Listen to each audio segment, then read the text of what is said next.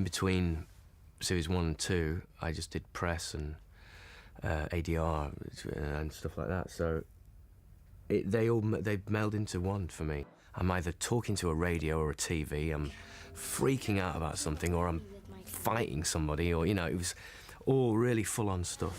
They're a fantastic company to work for, kudos. I had meetings with them, with the producers and the writers before we started series 2, to, you know, talk about some ideas, and there were a few that are, you know, I think were used, or, you know, at least picked on, you know. I love Ray and Chris, Chris and Ray and Chris. They're absolutely integral to life on Mars. I think without them, you'd be missing a huge element of comedy and conflict. You know, Chris, comedy, Ray, conflict. Even though Ray is very funny as well, sometimes just because of the way he is, you know, they're amazing characters, I think. I mean, they encapsulate the whole show, I think, and they're wonderful characters. I mean, Gene Hunt is Gene Hunt, and Sam Tyler is Sam Tyler, and Annie is the lovely, beautiful girl. But Ray and Chris, they just encapsulate the 70s to me, and I loved every scene with both of them because they're both brilliant actors and brilliant people. As far as playing Sam, I found that really easy because I also felt like I hadn't left him, because all I did between series 1 and series 2 was talk about him. So it was quite easy, yeah. Because Sam Tyler, for me, after this long, was, you know, I put the leather jacket on and I'm Sam Tyler, and even when he went undercover and he was playing tennis and he was dressed in his Marks and Spencer security guard outfit at the end of episode 8, it was hard for me to get into him because, you know, the jacket was I'm not saying the jacket was the whole performance, but it was easier for me to become Sam as soon as I put the jacket on. And it felt great, actually. It felt great to put the jacket on. And my friend Mark Warren, who's in episode 1, plays Tony Crane, he rang me when he went for his costume fitting before we'd actually started filming it.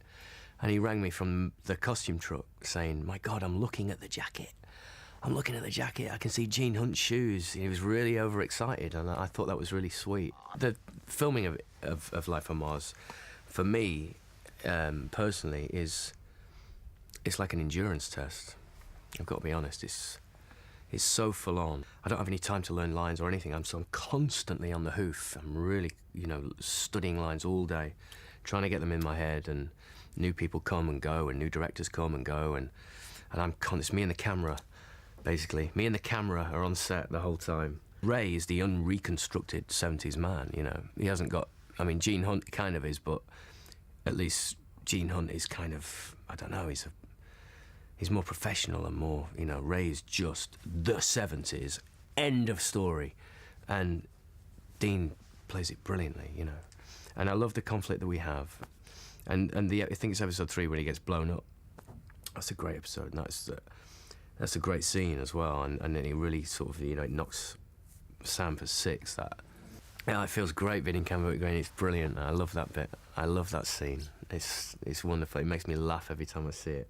And they did it to give me a break, but it ended up I had like maybe an afternoon off. They did about 3 scenes that I wasn't in, but I really like that episode because I haven't seen everything in it. And usually when I watch an episode of Life on Mars, I'm in every scene, so I've seen it all, and nothing surprises me. But when I watched that one, there was about 3 or 4 scenes, flashback, that I'd never seen, and I was really, oh, wow, this is great. For once, I got an idea of what an audience must feel like watching it. Sitting here right now, I can't quite remember finishing